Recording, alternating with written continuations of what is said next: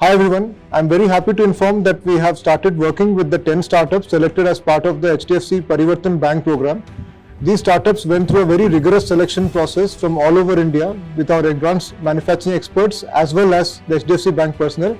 And here to share more details is my teammate Sahaj, who looks after our startup incubation program. Hi everyone, Sahaj here. I lead the startup vertical at TWorks, and I'm very happy to announce that we have selected about 10 startups all across India for solidifying the manufacturing ecosystem in India. And we received about 600 applications for the HDFC Parivartan Bank Sustainable Manufacturing Program.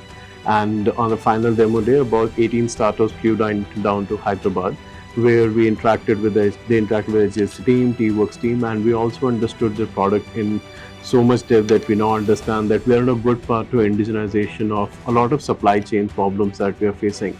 And I wish best of luck to all the startups that have already started working with us. It's been a month that we have started this program, and we'll keep you posted and keep following us to understand how we are contributing to the sustainable manufacturing in India and how the startups are a very important critical point for that.